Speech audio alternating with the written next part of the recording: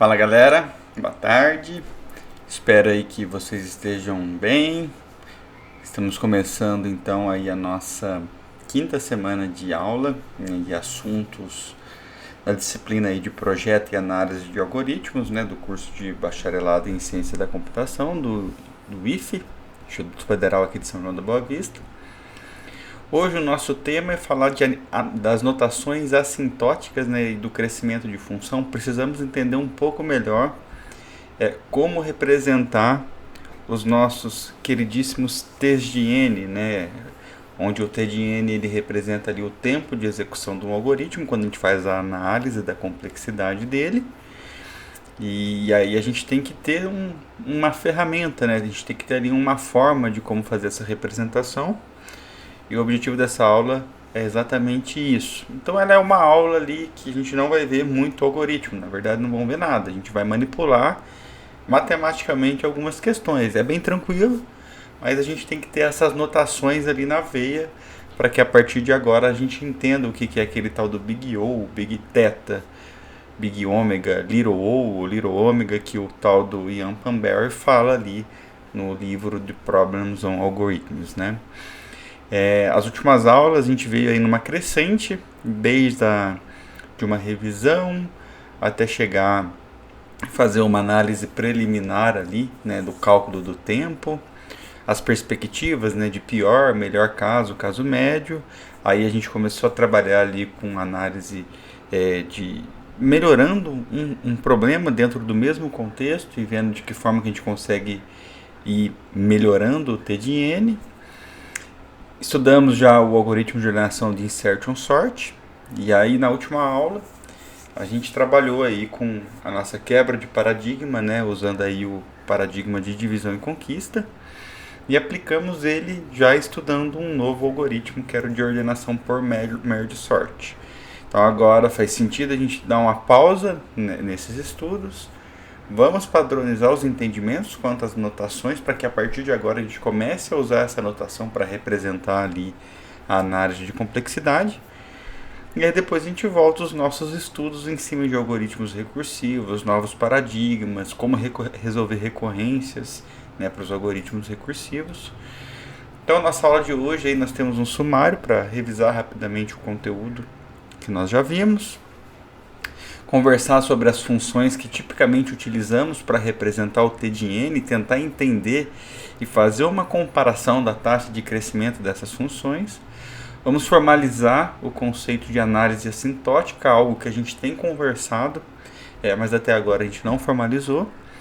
Vamos entender essa notação que a gente faz pensando nas análises assintóticas, ver algumas propriedades dessas notações, né? E a gente vai fechar a aula criando as classes de comportamento assintótico, né? Então basicamente a gente vai revisitar essas funções que são tipicamente utilizadas e colocar ali como classes de comportamento assintótico e trazer algumas propriedades para elas.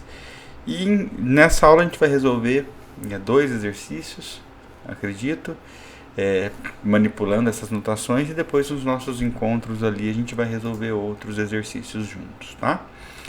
Bom, então recapitulando, quando a gente trabalha lá com o T de N, ela representa então a nossa complexidade de tempo, ela vai medir o tempo necessário para a gente executar um algoritmo, sendo que esse tempo ele é o número de instruções e a quantidade de operações executadas, não é milissegundos, né?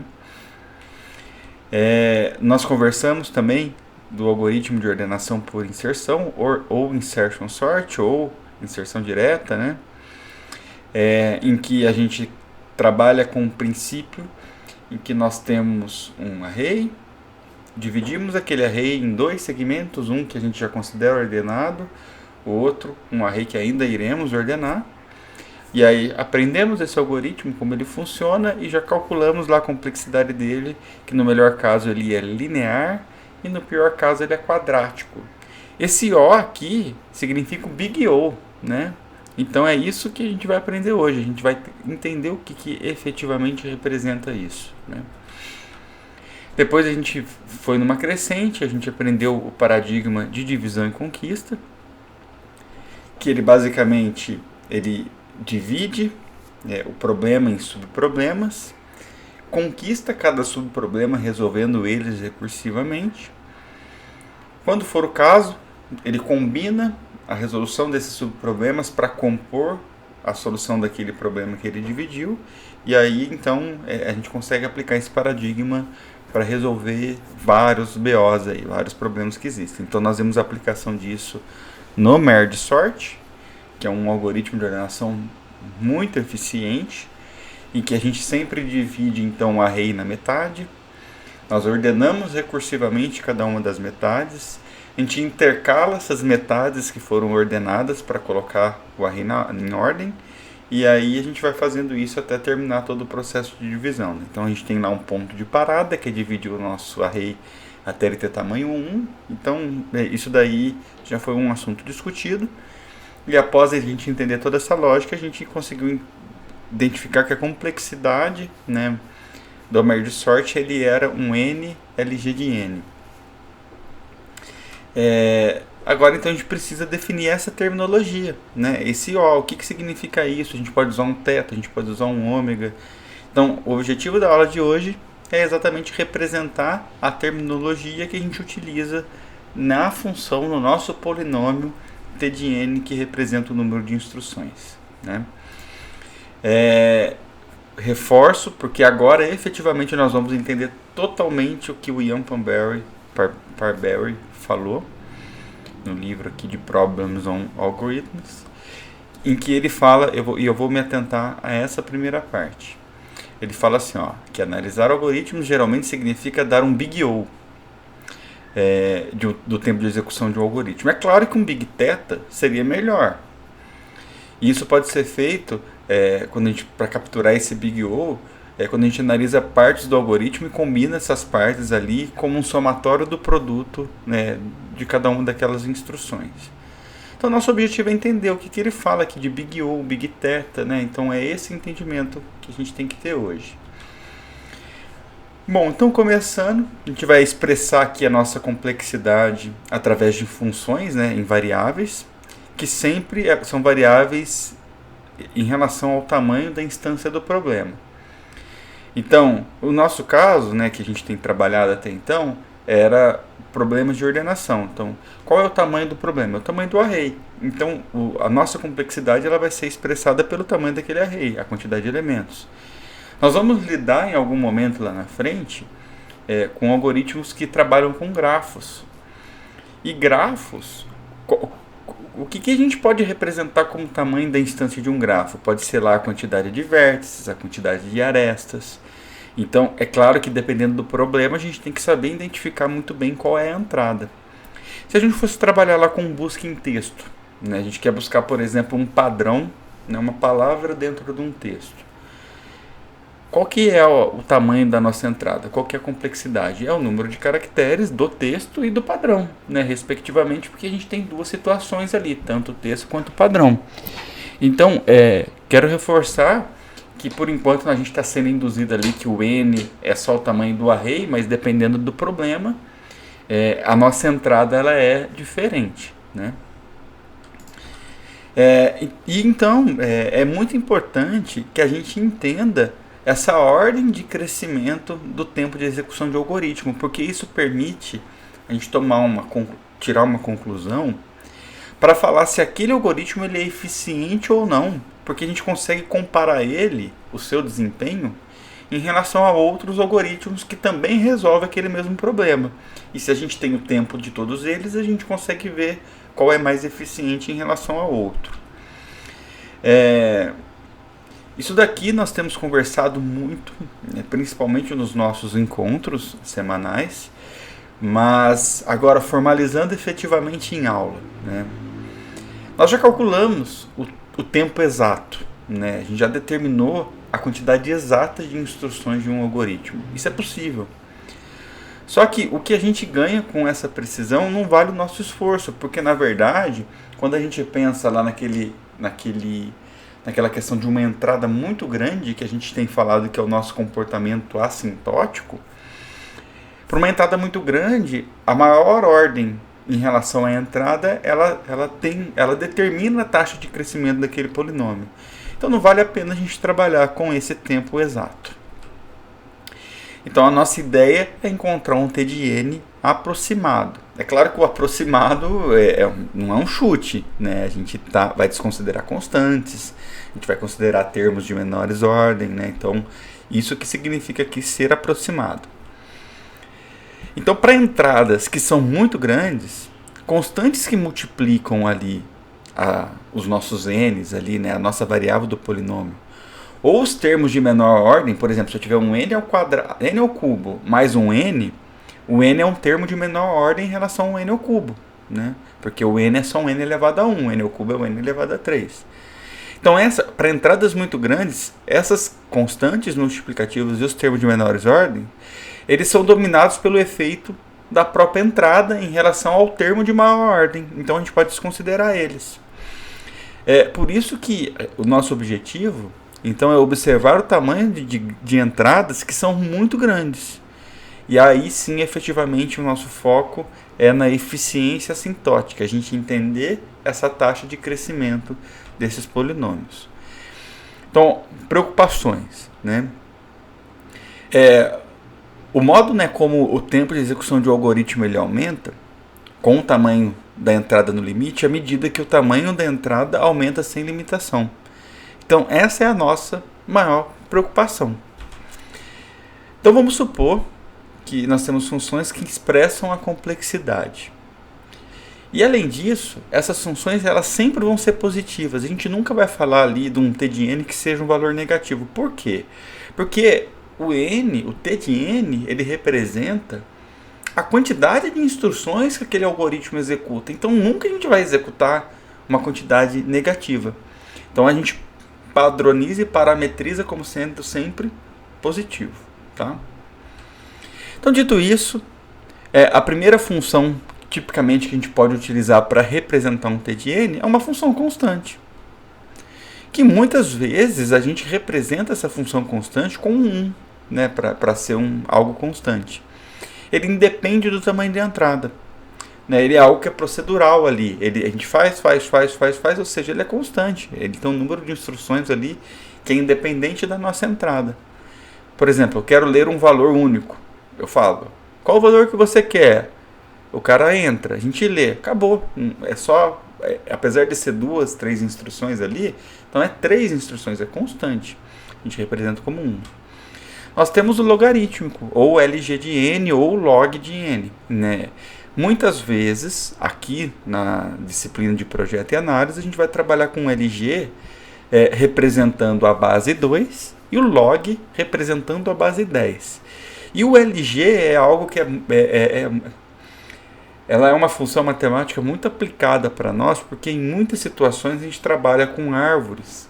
E nós vamos perceber ao longo do curso que lidar com árvores que têm caminhos de decisão, por exemplo, 2, a gente vai sempre levar ali a algo que é logaritmo na base 2. Dei um spoiler aqui, mas a ideia é que a gente tem uma outra função que é a função de log. Que ela, inclusive, ela é menor do que uma constante muito grande, um K muito grandão, né? Então a gente pode representar aqui logs, né, na base 10, por exemplo. Então log de 1000 aqui é 3, né, que é 10 elevado a 3, que é 10 vezes 10, 100 vezes 10 mil. Log de 1 milhão, né? Então aqui, na verdade, esse log aqui, ele está representando na base 10, tá? A gente tem a função linear, o n. Quando o nosso t de n ele aumenta no mesmo ritmo da nossa entrada n, né? Então essa é uma situação que pode acontecer.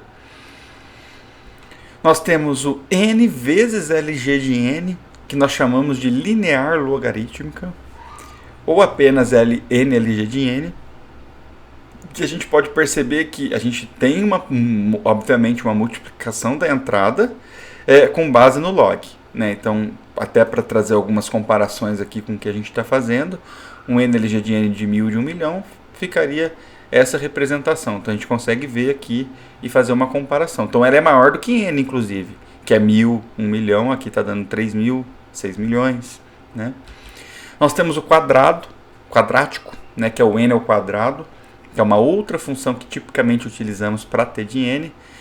A gente pode ver que ela tem um crescimento mais rápido do que n log n.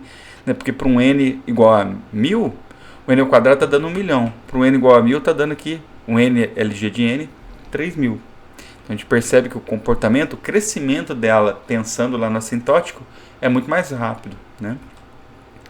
Nós temos o polinomial, ou seja, n elevado a um número muito grande, maior do que, então pode ser 3, 4, 5, né? Então essa daí o k ele é um valor constante, é um número fechado. Nós temos a função exponencial, em que a gente representa ela com 2 elevado a n, então a nossa base é 2 elevado a n vezes. Isso daqui tem um crescimento muito, muito grande, né? Então, por exemplo, um n igual a 20, 2 elevado a 20 já é 1 milhão. E o 20, olha quantas vezes cabe 20 com n igual a 1000 relacionado aqui comparado com n ao quadrado. Então a gente vê que o crescimento exponencial é muito grande. A gente poderia colocar um n igual a 3, elevado a 3 aqui, e também a gente saberia que o n elevado a 3 comparado com 1000, ele colocaria pelo menos 3 zeros aqui. Então a gente percebe que o polinomial também tem um crescimento mais rápido ali. Então é só para a gente ver que realmente a gente cresce mais rapidamente assintótico. E aqui nós temos o fatorial. O fatorial ele é o pior dos casos, né? Por exemplo, um fatorial de 10, ele já é 3.628.000. Então o fatorial de 10 já é pior do que um exponencial de 20, de 2 elevado a 20. Olha lá. Então também tem um crescimento muito pior. A gente está tendo entradas menores e a resolução daquele polinômio, né, daquela função, está sendo maior, né? Então o crescimento é mais rápido. E nós temos aí talvez o pior caso, que muitas vezes a gente nem representa ele, né? Que é um n elevado a n. Puxa vida, você imagina que é um n que cresce na base da entrada, né? Então isso daqui é horroroso. Então, foi o que eu falei para vocês, acredito que na primeira ou segunda aula do curso. A foto que compara a constante com log de n, com LG de n, com n quadrado, com 2 elevado a n, com n fatorial, a gente tem que ter em mente para saber o que é melhor do que o que. Porque, por exemplo, se nós nos depararmos com um problema que resolve, igual nós nos deparamos, o insertion sort, ele resolve a ordenação n quadrado no pior caso. E o merge sort, nós já vimos que ele resolve a ordenação de array em n log n. Então, para uma entrada muito grande, a gente percebe que o merge sort é muito melhor do que o insertion sort. Então, a gente precisa conhecer esse comportamento, essa taxa de crescimento, exatamente para que na hora que a gente tiver calculado um t de n, de vários algoritmos que resolvem o mesmo problema, a gente conseguir falar, esse daqui é mais eficiente do que aquele lá, né? Então, aqui um outro exemplo de comparação dessa taxa de crescimento de funções para valores muito grandes. Olha lá, trazendo aqui para um único slide, né? Vamos pegar já para um 10 elevado a 6, um n que é 10 elevado a 6, né? Que é 1 milhão. O log fica 6, o n fica 10 elevado a 6, o n LG de n fica 6 vezes 10 elevado a 6, o n ao quadrado já fica 10 elevado a 12. Opa, o celular está falando comigo aqui, o Google. O exemplo, quando a gente trabalha aqui com uma função, né, que a gente não está considerando a constante o termo de menor ordem. Tá vendo que ele se aproxima de 10 a 14, então ele não muda tanto assim, né? Isso que a gente não está com uma entrada muito grande. O 2 elevado a n é algo tão grandão que eu nem representei aqui. Então só para a gente ver que essa taxa de crescimento, ela realmente é muito grande conforme a gente vai mudando as nossas funções. Então o que não afeta a taxa de crescimento? Bem claro, fatores constantes e fatores de mais baixa ordem, né? Então, por exemplo, 10 elevado ao quadrado vezes n mais 10 elevado a 5, apesar de eu ter um 10 elevado a 5 e um 10 ao quadrado aqui, quem impacta esse t de n, essa função, é o meu n. Então essa função continua sendo linear, porque esses valores grandes aqui, para 10 elevado a 2 e 10 elevado a 5, para um n muito grande não vai mudar nada. Mesma coisa aqui, se eu tiver um 10 elevado a 5 vezes n ao quadrado, mais um 10 elevado a 8 vezes n, esse 10 elevado a 8 é constante, esse 10 elevado a 5 é constante. Aqui eu tenho um n e aqui eu tenho um n quadrado. Então, para um n muito grande, essa função vai continuar sendo quadrática, né? Então, a gente pode desconsiderar a partir de um momento. Então, quando eu falo um n muito grande, a gente tem uma situação lá de um n0, que esse cara aqui ele começa a ter um comportamento sempre muito maior, independente dos demais. E por aí vai, né? Então, aqui tem um exemplo de uma função cúbica, né? Então, agora formalizando aí a nossa análise assintótica. A nossa ideia, então, é descrever o tempo de execução, ele crescendo, né, à medida que a gente vai aumentando indefinidamente a nossa entrada com comportamento no limite, né? Então a gente vai sempre ter lá um n tendendo ao infinito, o limite dele tendendo ao infinito. É isso que a gente está falando aqui. Então, obviamente, era uma análise teórica, né? A gente não vai representar isso codificando.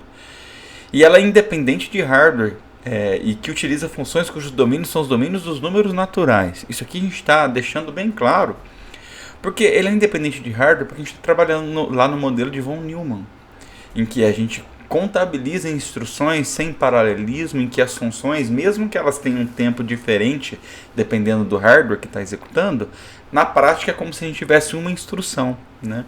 E a gente vai estar trabalhando aqui no conjunto de números naturais. Os termos de mais baixa ordem constante, então, são ignoradas na análise assintótica. E a gente tem 5 notações que a gente tem que conhecer, que é o Ozão, grande O ou big O, tetazão ou teta, simplesmente, ou big teta. Nós temos o omegazão, ou grande ômega, ou big ômega. Nós temos o Ozinho, ou little O. E nós temos o omegazinho, ou little ômega, né? E isso daqui, cada uma dessas funções, é como se a gente falasse assim, ó, o t de n, ele é O de uma determinada função. O que significa isso? É isso que a gente vai entender. O t de n, ele é tetazão, ou big teta aqui, de uma outra função. O que significa isso? Então, esse é o nosso propósito com essas notações. A gente tem que conseguir representar isso. Então, nós assumimos que as funções utilizadas são sempre positivas, exatamente por conta daquilo que eu conversei com vocês. Porque a gente não vai ter número de instruções abaixo de 0, e a gente está pensando lá para um n muito grande. Então, a nossa ideia é definir essa ferramenta matemática que nos permite comparar essas funções. E a análise de algoritmos, né, quando a gente trabalha com essa análise assintótica, a gente tem 2 formas de fazer essa análise. Nós temos a análise matemática e a análise computacional. A análise matemática é exatamente o que nós estamos trabalhando, é estudando esse comportamento no limite, ou seja, com n tendendo ao infinito. E o computacional, que a gente estuda o comportamento de entradas arbitrariamente grandes e que descreve essa taxa de crescimento, né? Então nós estamos trabalhando com essas 2 situações, matemática e computacionalmente, para fazer essa análise assintótica.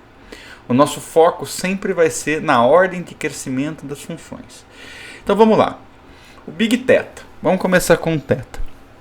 Talvez o mais difícil, mas que não é difícil, tá? A gente só tem que se acostumar com esse padrão notacional.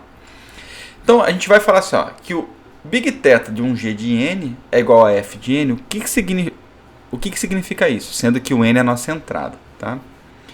Significa que, vamos com calma, existem constantes positivas, constante C1, C2 e um valor inicial n0, tal que a nossa função sempre vai ser maior ou igual do que a função g de n vezes a constante C1 e sempre vai ser menor ou igual que a função g de n vezes a constante C2. Para valores de n sempre maiores do que um valor inicial n0. Em outras palavras, informalmente, a gente está falando isso aqui tudo. Nós estamos falando aqui que a função f de n, ela pertence ao big teta de g de n Então, se ela pertencer, a gente diz que o f de n ele cresce tão rapidamente quanto o g de n. Porra, pera aí. Então vamos lá, qual que é o significado disso? Isso significa dizer que uma função f de n pertence a g de n caso existam constantes c1 e c2, tal que essa função f de n ela seja imprensada, né? Nem existe, imprensada entre um c de 1 vezes g de n e um c de 2 vezes g de n. E a gente tem um abuso de notação. Isso aqui está errado na prática, isso aqui não significa nada, mas a gente tem esse abuso de notação que é comum em várias literaturas e a gente vai usar isso também na nossa disciplina. Então a gente pode falar o que significa, né? O f de n ser igual ao θ de g de n. Significa que o f de n ele pertence ao θ de g de n.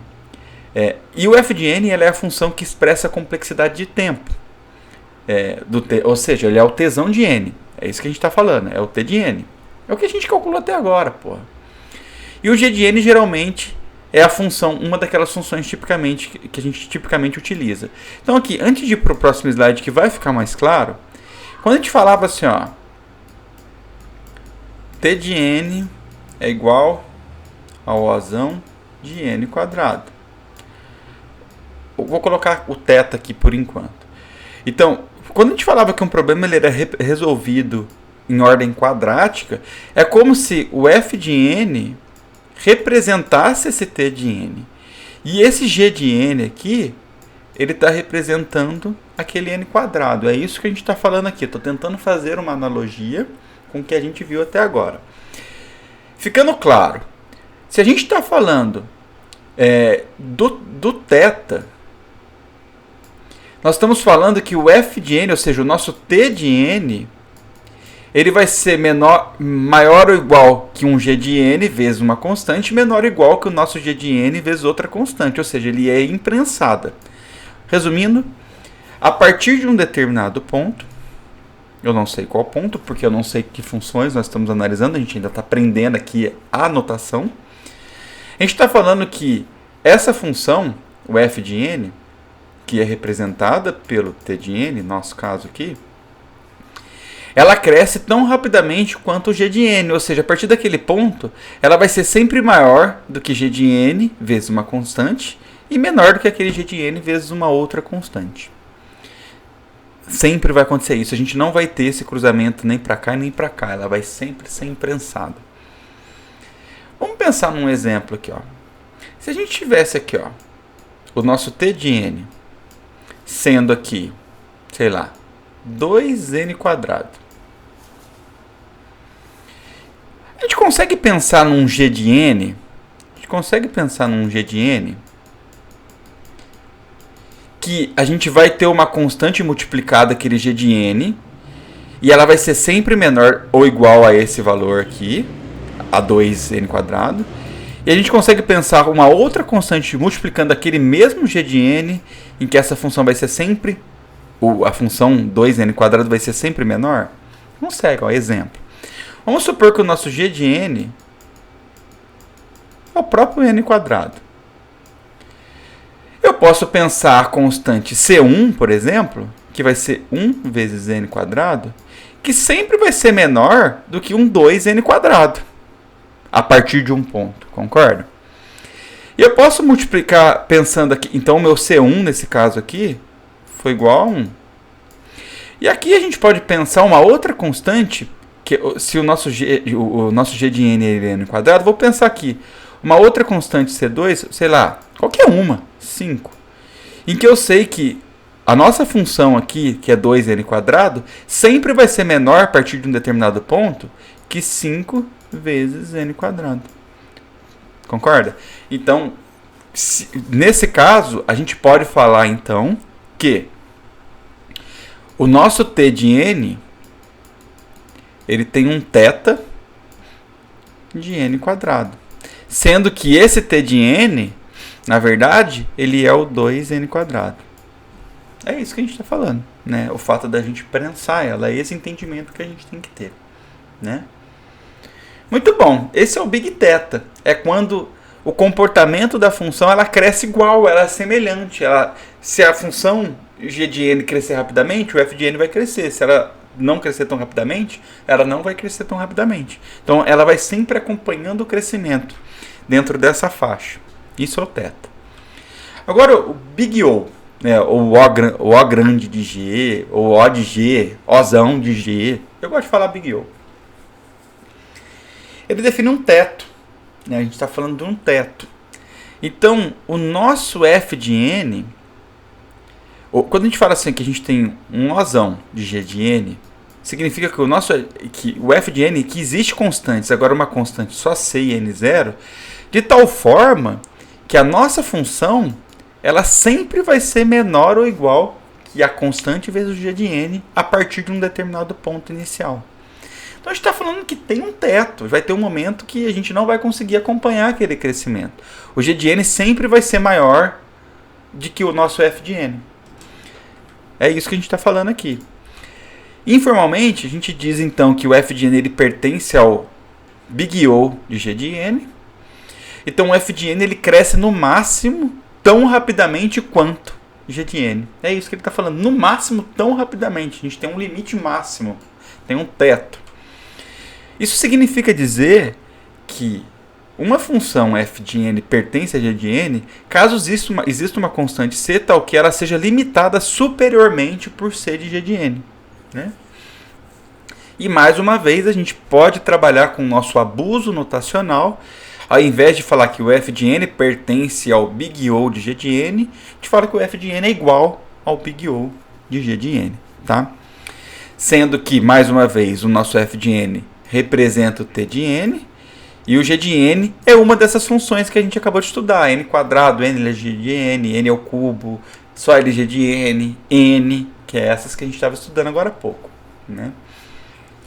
Bom, então, a nossa análise aqui ela é exatamente nesse sentido. A partir de um determinado ponto, a minha função f de n ela vai ter um limite máximo, um c vezes o g de n. Isso aqui é a representação visual com um limite assintoticamente superior de g de n multiplicado por uma constante em relação a t de n. Então, quando isso aqui acontecer, a gente pode falar lá que o nosso t de n, que é o nosso f de n, ele é igual ao O de um g de n. Né? O que a gente está falando aqui? Vamos pensar num exemplo. Ó, se o nosso f de n for n quadrado, eu posso falar que eu tenho um g de n, por exemplo, igual a um n ao cubo, vezes qualquer constante positiva. Esse valor aqui, n quadrado, vai ser sempre menor do que o c vezes n ao cubo. Então, é correto afirmar que, para esse caso aqui, o nosso t de n, que é n quadrado, isso aqui é igual a isso. Então, o nosso t de n ele pertence, vamos colocar a notação correta aqui, ao O de n ao cubo. Ah, Breno, mas ele também pertence ao... O t de n também pertence ao O de n ao quadrado. Concorda? Pertence, porque se eu colocar uma constante aqui, um c que seja igual a 2, por exemplo, aqui é 1. Vai ter um ponto em que a gente vai ter essa função g de n vezes aquela constante 2, que vai ser sempre maior do que o nosso f de n. Então também é correto afirmar. E essa, na verdade, é até a melhor escolha, né? Que é a escolha mais aproximada. Né? Então, geralmente, utilizamos o Big O, para representar piores casos de resolução dos nossos algoritmos. Por isso que a gente estava usando aquele Big O em todos os exercícios até agora. E geralmente a gente utiliza o Big Theta, que a gente acabou de ver, esse aqui de trás, para representar o caso médio, quando a gente tem um comportamento dentro de uma faixa.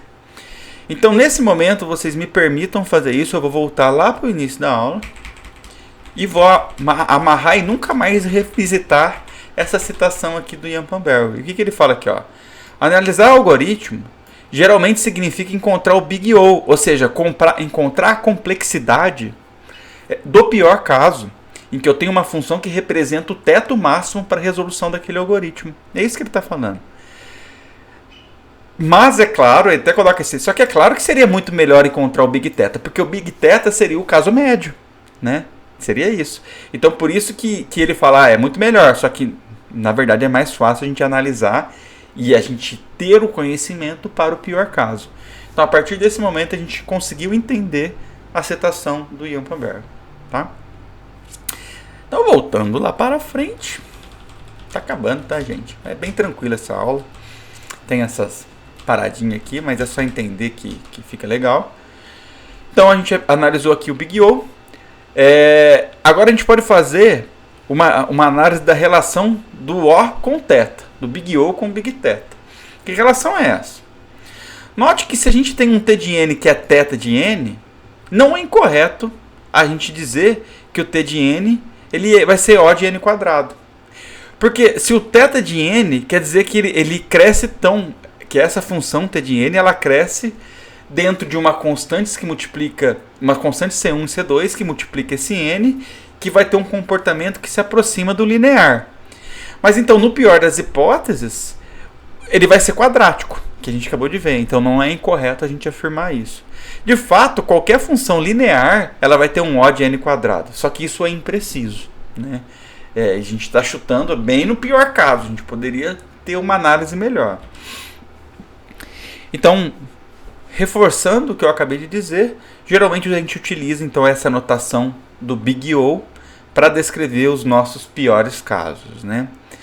Para uma maior precisão, a gente combina as notações e perspectivas de execução do algoritmo. Então, a gente pode combinar essas análises, θ, Big O, e a gente vai ver o ômega também daqui a pouco, para representar melhor, dependendo do cálculo que a gente fizer, né?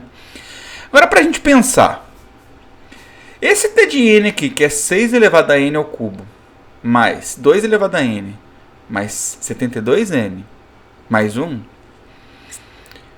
qual é a notação usando o O para ela? Pô, sem pensar, eu sei que a maior ordem que a gente tem aqui é essa daqui. As outras eu posso ignorar. É isso que a gente faz com a análise assintótica. É assim que a gente faz. Muito bem.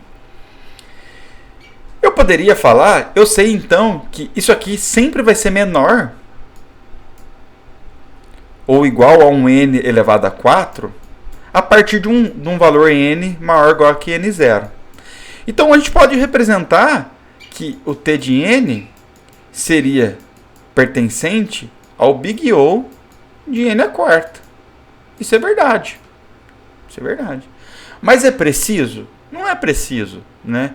A gente também consegue pensar, como a gente acabou de fazer, de falar assim, porra, peraí. E se eu fizer o N ao cubo mesmo, multiplicado por uma constante, por exemplo, 7... em que esse valor aqui sempre vai ser maior do que toda essa função aqui a partir de um ponto n0. Então a gente pode representar também o nosso T de N com um Big O de N ao cubo, que é o pior caso a partir de um ponto N maior do que N0. Então, apesar disso aqui estar correto, não é errado, essa aqui é a nossa melhor representação, né, quando a gente faz a análise. Então está aqui o resultado aí dessa análise que a gente fez, né? Mas é dessa forma que a gente trabalha.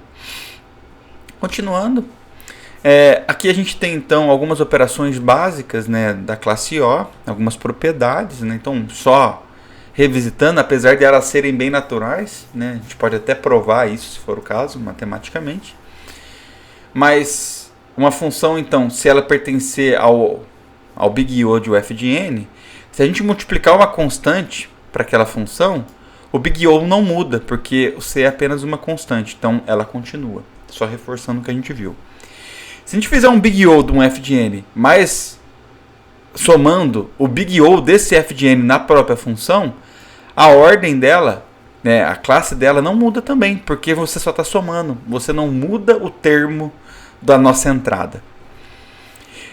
O Big O do Big O de um f de n, porra, o Big O do f de n ele só pega o termo de maior ordem no pior caso. O Big O dele mesmo também vai ser o termo dele no pior caso, então também não muda nada. O Big O de um f de n mais, somando aqui um Big O de um g de n, Isso daqui o big O dessa função, né, desse somatório, vai depender. A gente tem que analisar o comportamento tanto do f quanto do g. Então, big O, que é o pior caso, a gente tem que pegar o maior valor entre os big O's de f e de g. Né? Quando a gente tem a multiplicação de um big O de f vezes o big O de g, no final das contas, a gente está mudando o termo, né, o n elevado a alguma coisa, porque a gente está multiplicando essas questões. Então, a multiplicação de dois big O's vai ser o big O da multiplicação das duas funções. Né? E uma função que multiplica o big O de um g de n é a mesma questão. Se o big O de um g de n só trabalha com o termo de maior ordem, no pior caso. Se a gente multiplicar uma função por ele, o big O disso também vai ser vai ser o big O de um f vezes o g, né? Da função f vezes a função g. Então isso daqui são operações básicas que a gente pode trabalhar em qualquer tipo aí de manipulação matemática que a gente for realizar. Tá? Falando agora do big θ, que também a gente pode... Desculpa, do big ômega, né? Esse aqui é o símbolo do ômega. Falando então aqui do big ômega, a gente pode ler também como ômega grande ou apenas ômega de g. Né? Eu gosto de falar de big ômega, né? A literatura fala assim. O big θ não fazia um limite superior? O big ômega ele faz um limite inferior. Então, fazendo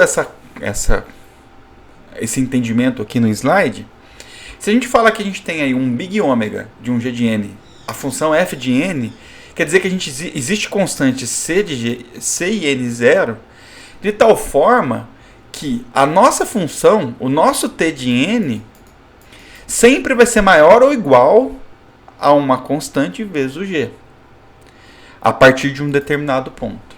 Sempre vai ser maior ou igual. Então, a nossa função, ela sempre vai ser maior. O g vezes uma constante nunca vai alcançar o crescimento quanto ao comportamento da nossa função assintoticamente pensando de f de n. Então, informalmente, a gente diz que o f de n, mais uma vez, ele pertence ao big ômega de g de n. Então, o f de n ele cresce, no mínimo, tão lentamente quanto o g de n. Então, por isso que ele vai ser sempre maior ou igual. Então, ele cresce no mínimo, no pior dos casos aqui, com um crescimento tão lento. O significado disso, na prática, é que, então, a gente fala que a gente tem ali uma função que limita inferiormente o f de n, e essa função é esse c vezes o g de n. Então, a gente tem um limite inferior. E a gente tem também esse abuso de notação, ao invés de usar o pertence ao big ômega de g de n, a gente fala que ele é igual ao big ômega. Né? Então, aqui, olha lá, a nossa função t de n está aqui.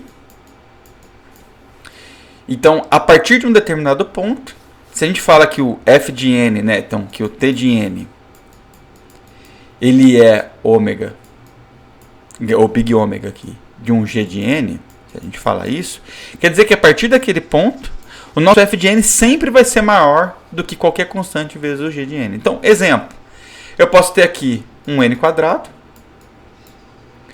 e eu posso ter aqui o nosso g de n sendo, por exemplo, n. A gente pode ter. Então, a gente vai ter uma constante aqui, que qualquer constante que eu colocar, ela vai ser sempre, esse cara aqui em cima, o nosso f de n, vai ser sempre maior do que o n. Mas eu poderia colocar o n quadrado, desde que a gente consiga, por exemplo, se eu colocar aqui, mudando para 5n quadrado, a gente poderia colocar um g de n sendo apenas n quadrado, de tal forma que o nosso c seja obrigatoriamente menor ou igual a 5, para ele não ter um crescimento tão grande, mais rápido do que o nosso f de n. Então, resumindo a ideia, o big ômega, ele define um piso, né, um limite inferior para a nossa função f de n. Tá?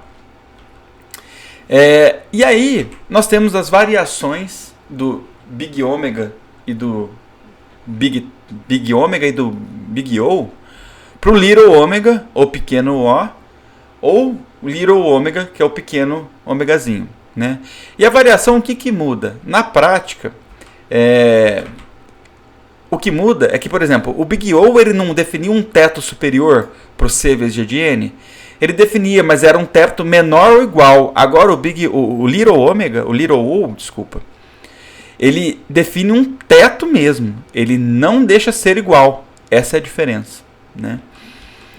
Então, pensando, né, de uma maneira formal, a gente fala que o F de N ele pertence a um Little O de G de N, se o F de N ele cresce mais lentamente que o G de N. Ele nunca vai alcançar o crescimento.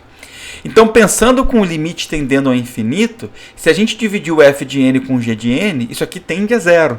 Mas tende a zero, nunca vai ser igual. O G de N sempre vai ser maior, mesmo lá no infinito. Exemplo, a gente pode colocar aqui que 1000 vezes N quadrado, ele pertence ao little o de N ao cubo. Ou seja, mesmo lá no infinito, N ao quadrado nunca vai ter um comportamento tão grande, vai crescer tão rapidamente como N ao cubo, porque a gente tem aqui um termo maior. Então percebe que a gente poderia colocar, por exemplo, para esse cara aqui, um Ozão de N ao quadrado. Mas nós não podemos colocar um Ozinho de N ao quadrado, isso está errado. Por quê? Porque a função Ozinho ela tem que ser sempre maior em relação ao nosso T de N que a gente está analisando, né? E a análise invertida, o pequeno ômega, né, ou little ômega aqui, ela define um teto, um piso para o nosso T de N. Então, esse piso, que é o C vezes G de N, ele vai ser sempre menor. Então, a nossa função sempre vai ser maior do que a função G de N vezes qualquer constante, né? Então, informalmente, a gente diz que o F de N ele pertence a um little ômega de G de N. Quer dizer que o F ele cresce mais rapidamente que G, né? Ele vai ser sempre maior do que G. Ele cresce ligeiramente mais rápido. Então, formalmente falando, o F de N com o G de N, tendendo um N ao infinito, como o F sempre vai ser maior e quanto maior for a entrada, maior vai ser o F, isso aqui, a divisão desse limite sempre vai ser infinito, né? O G de N nunca vai alcançar o F de N. Então, isso daqui, ó, constante eu posso ignorar, né? N ao quadrado ele pertence ao little ômega de N. Por quê? Porque N quadrado sempre é maior do que N. Nunca vai ser igual. Eu poderia colocar N quadrado, ele é... Quer ver, ó? Bom, vou fazer aqui mesmo. Eu poderia colocar que o N quadrado, ele é ômegazão de N quadrado. Por quê? Porque vai ter constante em que ele vai crescer, o N quadrado vai ser maior ou igual que aquele cara. Porque o ômegazão ele permite o igual. No caso do ômegazinho, essa afirmação ela estaria errada. O nosso N quadrado tem que ser sempre maior. E aqui é a forma da gente representar, né? Então, esses são os 5 padrões notacionais que a gente tem. Que na verdade é o O, o θ e o ômega. Sendo que o O e o ômega a gente tem o Big O e o Big ômega, e o little O e o little ômega, né?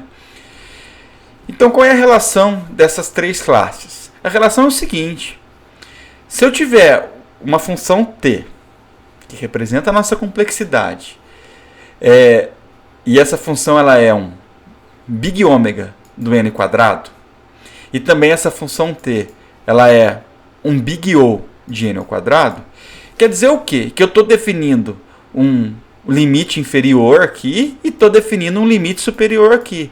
Então, no final das contas, o t também ele é um θ de n quadrado, né? Então, t de n ele é limitado inferiormente e superiormente por n ao quadrado. Então, a gente tem que ter essa propriedade ali de transição, transitividade, né? Então, aqui nós temos um resumo. O f vai ser igual a um O de G de N, desde que o f seja sempre menor ou igual a uma constante que multiplica o G de N. O f vai pertencer a um big ômega de G de N, desde que o f seja maior ou igual que o C de F de N. Já fazendo aqui a comparação, o f ele vai pertencer a um little ômega de um G de N, desde que o f seja só maior do que um C de G de N. Claro que sempre a partir de um ponto. Agora, fazendo a comparação do que a gente tinha acabado de ver, o O aqui, ele é menor ou igual que um C de G de N quando ele é ômega de G de N. Então, quando ele é Ozinho, né, o little O aqui, nós não temos a classificação do igual. Né? E o θ é quando a gente tem os nossos digníssimos limites inferiores e superiores para a função de G de N com duas constantes distintas. Né? Então, a gente geralmente utiliza o O para o pior o Ozão para o pior caso, o θ ali para o melhor caso, ali para o caso médio, né? E o ômega, ele é ali para fazer uma análise, né, de uma questão de ser maior, né? A gente pode fazer algumas analogias, né? Ozão, F e Ozão de G, pensando que o F é a função A e o G é o B, isso daqui significa ser A menor do que B. A menor ou igual a B. Um F ser big ômega de G significa que o A, ou seja, o F é sempre maior ou igual a B. O F ser igual ao θ de G significa que um é igual ao outro. O F ser igual ao little O de G significa que o A sempre vai ser menor do que o B. E um F ser igual ao little ômega de G significa que o nosso A sempre vai ser maior do que o B. Então, fazendo aqui algumas analogias com a matemática. Aqui nós, obviamente, temos propriedades de transitividade. Né? Se um F pertence a um O de G e o G pertence a um O de H, então a gente pode falar que o F pertence a O de H. E essa propriedade ela se mantém para todas as nossas notações. Para o grande ômega, para o θ, para o little O e para o pequeno ômega aqui. Né? Então, é essa propriedade de transitividade. Propriedade de reflexidade, né? Reflexividade. O F ele pertence ao O de F, o F ele pertence ao ômega de F, o F pertence ao θ de F. Sempre Ozão e ômegazão. Né? Propriedade de simetria. O F ele pertence a um θ de G de N, se somente se o G pertencer ao θ de F de N, porque eles têm que ter um crescimento dentro de uma faixa. Então, tem que ter uma simetria aqui em relação ao θ. E a simetria transposta, né, um F ele pertence a um O de G, se somente se o G pertencer a um big ômega de F. Né? Então, o F ele vai ser sempre menor ou igual a G, então significa dizer que o G sempre vai ser maior ou igual a F. Né? Então, é a mesma coisa para o Ozinho e para o ômegazinho. Né? Algumas regras práticas aqui, a título de ilustração. Né? Nós pegando aqui um θ, né, de uma constante vezes um F de N, é a mesma coisa que o θ de F de N. Nós já vimos isso, mas ilustrando, então, um θ de 99 vezes n quadrado, a gente pode ignorar a constante, isso aqui representa o θ de n quadrado.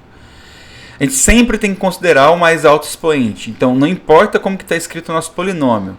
Aqui nós temos um exemplo da escrita do polinômio de maneira genérica, né, de a vezes n elevado a x, a x menos 1, n elevado a x menos 1, né, como se fosse um polinômio completo aí, para um n grandão. Mas trazendo aqui para os nossos exemplos, 3 de n ao cubo menos 5n quadrado mais 100. Nós podemos ignorar os termos menores, podemos ignorar a constante, só que o θ vai ser de n ao cubo. Né? Perceba que eu estou falando para o θ. Aqui a gente pode desconsiderar, θ maior termo. Ah, mas tem razão aqui, né? Dane-se, não importa, é constante. Tem outro termo aqui, não importa. O que está elevado aqui é 1, então é θ de n. Né? E a gente tem que ter a noção de qual é o termo dominante. Por isso que eu estava falando no início da aula, aquela questão da gente saber qual função cresce mais rapidamente que outra. Então, por exemplo, se a gente se deparar ali com 2 elevado a n, ou seja, o exponencial, mais um 6 elevado a n ao cubo, qual que é o θ disso? Qual que cresce mais rapidamente no exponencial? É o n quadrado. Então, esse termo é o de menor ordem. Então, o nosso termo dominante é o exponencial. Por isso que a gente coloca, então, que para esse caso aqui, a gente vai ter um θ de 2 elevado a n. Que a gente pode colocar constantes, tal, enfim. Mesma coisa, eu tenho um fatorial com n quadrado. O termo dominante é o fatorial. Eu tenho um n LG de n, isso aqui é muito comum. Esses dois casos aqui é menos comum. Esse aqui é muito comum. Esse é muito comum. Eu tenho um n LG de n mais um 3n quadrado. Qual é o dominante? Se a gente não lembrar, né, do crescimento, né, do n LG de n, a gente pode confundir e achar que esse daqui teria um comportamento, um crescimento mais rápido em relação ao quadrado, o n quadrado, mas não é. Então o termo dominante é o n quadrado, por isso que a resolução desse cara aqui é θ de n quadrado. Né? Muito bem. Então, quando uma função ela é melhor ou pior do que outra, né? Então a gente tem que encontrar essa questão da dominância entre essas funções que vão aparecendo para representar t de n quanto a tempo de instrução dos nossos algoritmos. Então a gente quer reduzir o tempo, né? A gente quer usar funções menores. Funções menores são sempre melhores. Né? Uma função ela domina a outra se à medida que n cresce, a função continua maior. Então, matematicamente falando, f é dominante, sendo representado aqui por dois sinais, né, de maior, é dominante em relação ao g de n, se a gente pegar o g de n dividido pelo f de n com um n tendendo, o limite tendendo ao infinito, isso aqui vai ser zero.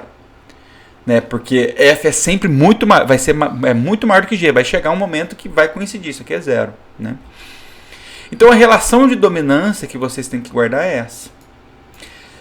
Fatorial é dominante em relação a exponencial, que é dominante em relação ao cubo, que é dominante em relação ao quadrático, que é dominante em relação ao linear logarítmico, que é dominante em relação ao linear, que é dominante em relação ao logaritmo, que é dominante em relação à constante. Então, uma visão mais prática, só para vocês verem a questão da dominância mais uma vez, e agora considerando o seguinte, isso aqui eu tirei com base num trabalho, que foi publicado em algum congresso, devia ter colocado a referência aqui, acabei esquecendo. Considerando que cada operação demora ali 10 elevado a menos 9 segundos, ou seja, muito rápido, é muito pequenininho cada instrução.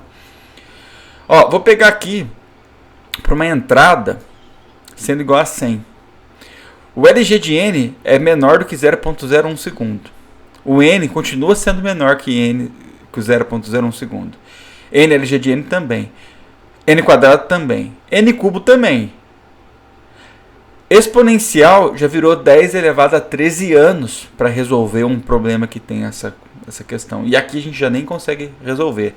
O fatorial, já paramos aqui numa situação de uma entrada ser igual a 20, que vai demorar 77 anos. E conforme a gente for crescendo a entrada, então vamos pegar lá no assintótico, para 10 elevado a 9 aqui. Então o LG de n, o tempo continua sendo menor do que 0,01 segundo. O n já ficou perto de 1 segundo. N LG de n já ficou 30 segundos. Então a gente já tem uma piora. Ah, mas é rápido ainda. É rápido ainda, mas é muito melhor você resolver uma entrada grande em 1 segundo do que em 30 segundos. Ou instantaneamente do que em 1 segundo. N quadrado já virou para 31 anos. Então aqui a gente já começa a ver que já nem é possível calcular.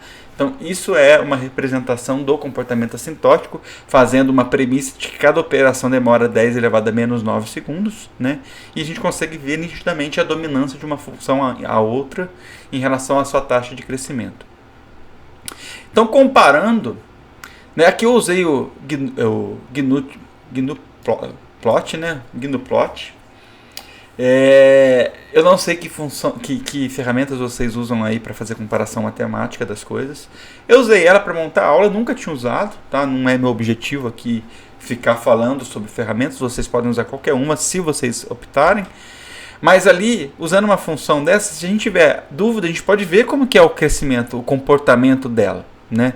Então, comparando aqui um n ao cubo em relação ao 100 vezes n quadrado, vai chegar um ponto que é perto dos 50, que a gente já tinha até visto na última aula, em que mesmo até aqui, ó, nesse ponto aqui, ó, essa corzinha aqui que representa o n elevado ao cubo, o 2n elevado ao cubo, até aqui era melhor usar o 2n elevado ao cubo. A partir daqui, que é o que importa pra gente, que é nosso sintótico, a gente vê que o crescimento desse cara aqui ele tende lá pro infinito, né? E aqui vai ser sempre melhorzinho, a tendência do crescimento vai ser menor, né? Então o que eu quero dizer, né?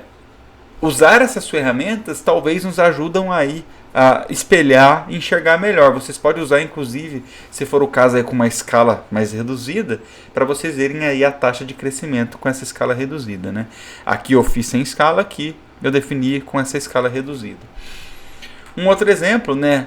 A raiz de n em relação a um LG de n. Então, também aí com uma escala reduzida, a gente pode perceber que a raiz, ela cresce muito pior em relação ao LG de n. Ela não vai ter um ponto aqui que ela vai ser melhor, mas a partir de um determinado ponto ela vai ter um salto muito grande e ela nunca vai alcançar, enquanto que a LG de n, ela vai ali. Veja que eu estou usando uma escala bem grande aqui, né? Então ela quase que fica linear aqui, enquanto que lá a raiz ela continua sempre crescendo, mesmo que mais lentamente, mas ela continua sempre crescendo. Então isso aqui é só para ilustrar, né?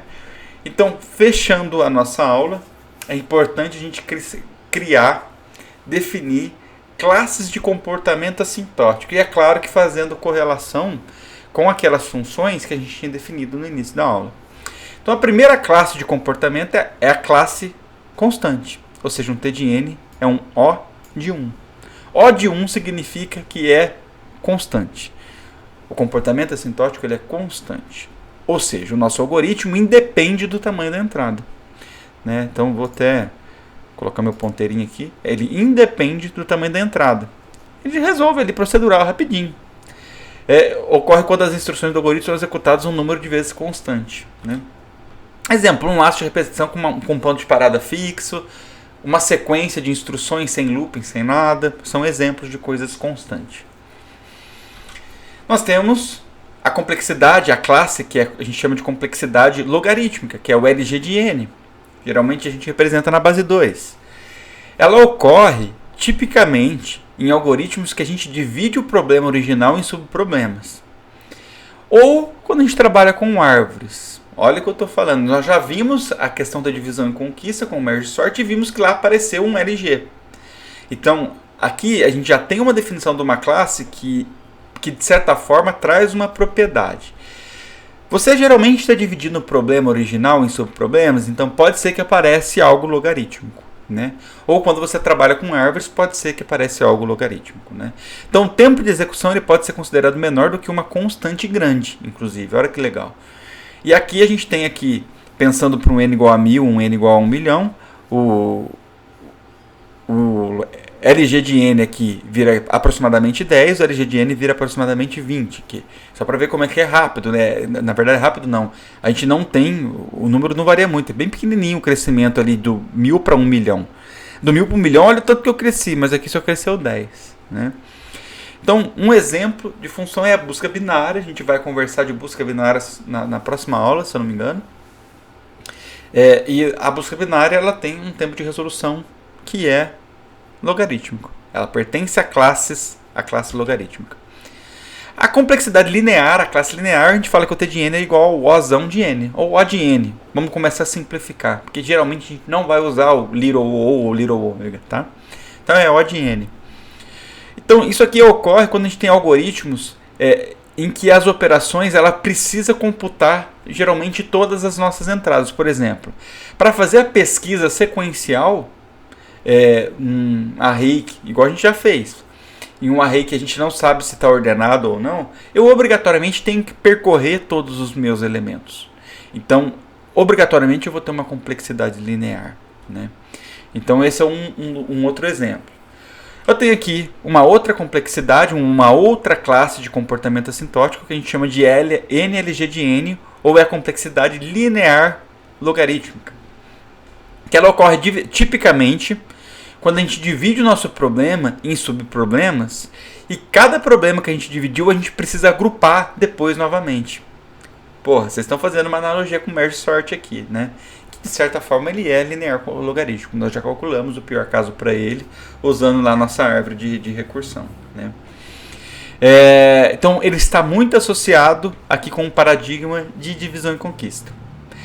Só para mostrar como o crescimento é bem lento, né? Para um N valendo 1 milhão, NLG de N vale 20 milhões aqui. Para um N valendo 2 milhões, NLG de N vale 42 milhões. Então a gente aumentou 1 milhão e aqui não aumentou tanto, né? Merge, sorte é um dos exemplos. A gente pode ter uma outra classe que é a complexidade quadrática. Ou seja, um T de N a gente fala que ele é O de N quadrado. Que ela ocorre quando os elementos de entrada são processados geralmente aos pares, com laços alinhados. Eu tenho um for dentro de um outro for, coisas muito parecidas com isso. Então sempre que N dobra, a complexidade ela é multiplicada em 4. Né? Então essa é a analogia que a gente tem que fazer. Embora N quadrado pareça muito ruim, tem problemas que a melhor solução é o quadrado. Tá? Então tudo depende do problema que a gente está levando. Então nós já aprendemos aqui o insertion sort há 2 aulas atrás, que no pior caso ele era quadrático para ordenar arrays. Nós ainda vamos aprender aqui o bubble sort, o quick sort no seu pior caso, que são outros tipos de algoritmos de ordenação, né? Nós podemos fazer aqui a complexidade cúbica, quando a gente fala que é uma classe no comportamento assintótico, em que o T de N ele é igual a O de N ao cubo. Geralmente ele é útil para resolver problemas relativamente pequenos, coisas rápidas, não com N muito grande, porque com N muito grande, a cada vez que o N dobrar, a complexidade ela é multiplicada por 8. Né? Mais uma vez, tem problemas que são os melhores algoritmos que são resolvidos aí, é cúbico, né? Então a gente, apesar de ser ruim, dependendo do problema, por exemplo, multiplicação de matrizes. Multiplicação de matrizes ficou muito tempo sendo pensado que a melhor forma de multiplicar matrizes era um algoritmo que era cúbico, que a gente teria ali 3 fors alinhados, né? Depois apareceu o Strassen, apareceu outros algoritmos ali que foi melhorando. Né? Então isso aqui é um exemplo de problema, multiplicar matrizes, que faz parte dessa classe. E tem alguns algoritmos lá, NP difíceis, que também faz parte dessa classe. Tem a complexidade exponencial. Né? A exponencial ela não é útil do ponto de vista prático, né? É muito grande para um N. O crescimento aqui, ele puxa vida, assintoticamente a gente nem consegue entender. Muitas vezes está associado aí a uma força bruta, um backtracking, um paradigma de backtracking. Sempre que o N dobra, a complexidade se eleva ao quadrado, então é muito ruim. Então o próprio problema do caixeiro viajante, ele tem uma complexidade alta, né? Que é um problema NP difícil aqui. E tem, por último aqui, a fatorial, né? Complexidade fatorial, quando a gente fala com T de N, ele pertence a um O de N fatorial. Também considerado complexidade exponencial, porque isso é tão ruim quanto, né? Então ele apresenta um comportamento com O de K elevado a N também, em muitos casos. Mais uma vez, está associado aqui com o paradigma de força bruta ou com a questão de permutações das coisas, né? A permutação que vocês já aprenderam lá da matemática. Então, só para vocês verem, né? Para um N igual a 20, o N fatorial a gente precisaria de 19 dígitos para representar ele. Um N igual a 40, a gente precisaria de 48 dígitos. Então, olha o tanto que cresceu, né? Pensando em número. Então, a própria geração de permutações é um problema que cai nessa classe. Então é isso, gente. Fechando a aula, né, a gente vai resolver rapidamente aqui 2 exercícios. E aí vocês vão ter a lista de trabalhos aí para manipular mais. E depois nos nossos encontros a gente resolve alguns exercícios que eu vou levar para vocês, tá? Então a análise de complexidade de um algoritmo, a gente está sempre mais interessado no comportamento geral. Que seja independente de máquina, de sistema operacional, em que a gente pode desconsiderar constantes e termos de menores ordem. Para procurar medir a complexidade, né, de uma função, a gente sempre usa como base o tamanho da nossa entrada, daquele problema.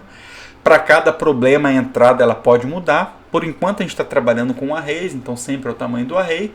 Mas vai ter um momento que a gente vai trabalhar com grafos e a nossa análise vai ter que ser com a quantidade de vértices e quantidade de arestas, que é o que representa um grafo. Né?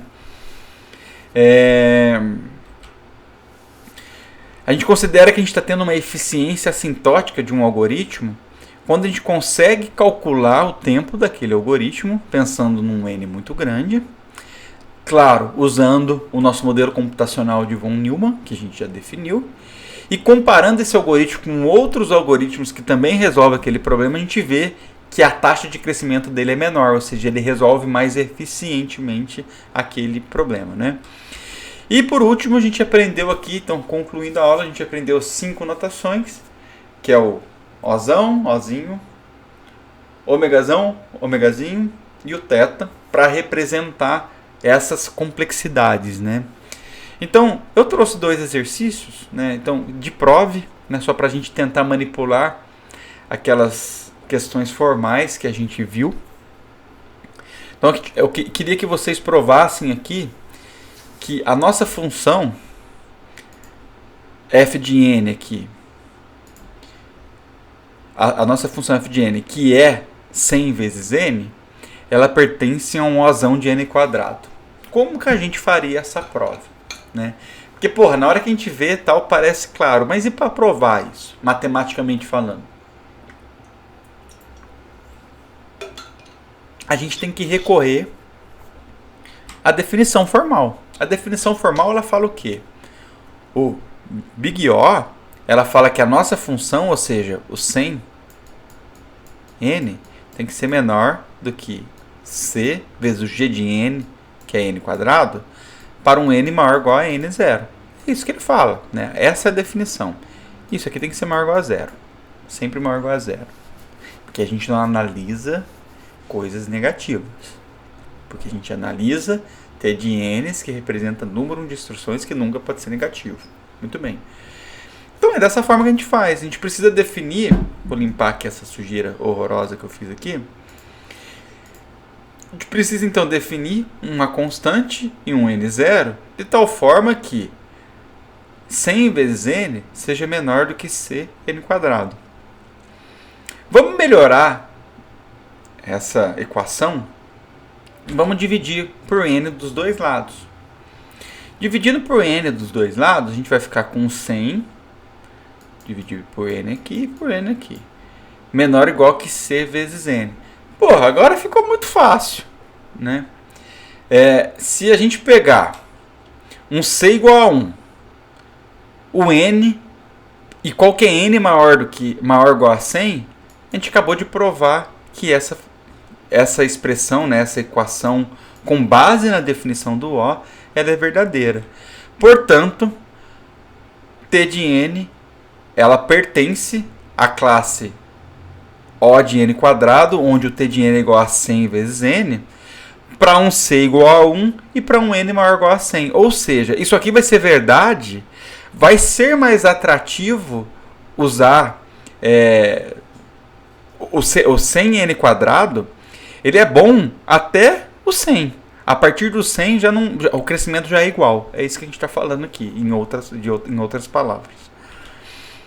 Agora, uma outra prova, que eu trouxe provar diferente aqui, e o θ, né? Mais uma vez, a gente pode recorrer à definição do θ. Onde a definição do θ, a gente tem a nossa equação, né?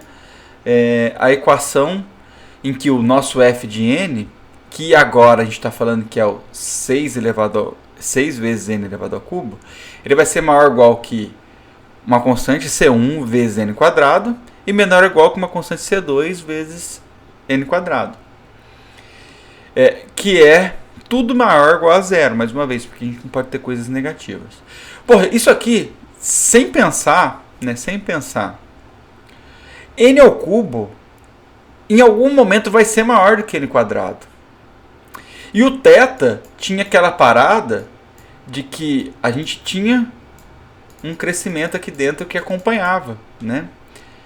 E isso daqui, da forma que a gente está representando, ela não pode ser, né? Então, eu quero provar que um 6 vezes n ao cubo não pertence ao θ, né? Porque, ou seja, isso daqui em algum momento ele vai cruzar, né? Ela não vai ter aquele comportamento da definição.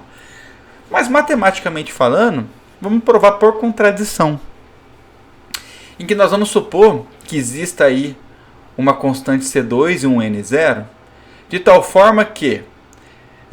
E aqui vale destacar que a nossa contradição eu estou supondo que é verdade, né? É isso que eu estou supondo. E eu vou ver que na verdade não é. Por isso que é a prova por contradição. E eu estou preocupado ali com o limite superior, porque nós já sabemos que aqui eu tenho um termo que é de uma ordem que o n quadrado. Então perceba que eu estou até ignorando esse lado aqui. O nosso foco acabou ficando só desse lado aqui. Então eu vou provar por contradição que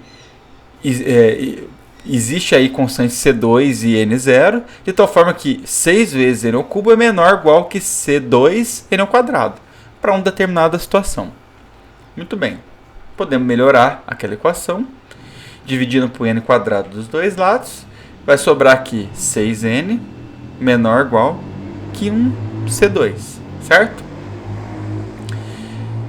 Se isso aqui fosse verdade, era possível encontrar um N em relação a essa constante, C. Mas não é, porque olha o que está acontecendo. Não é válido essa afirmação, porque C é uma constante. Para um N muito grande, esse valor sempre vai ser maior do que C2, não vai ser menor ou igual. Então, por contradição, isso daqui não é verdade. Portanto, a gente acabou de provar que o 6 vezes N quadrado não pertence à classe de θ de N quadrado. Entenderam a ideia?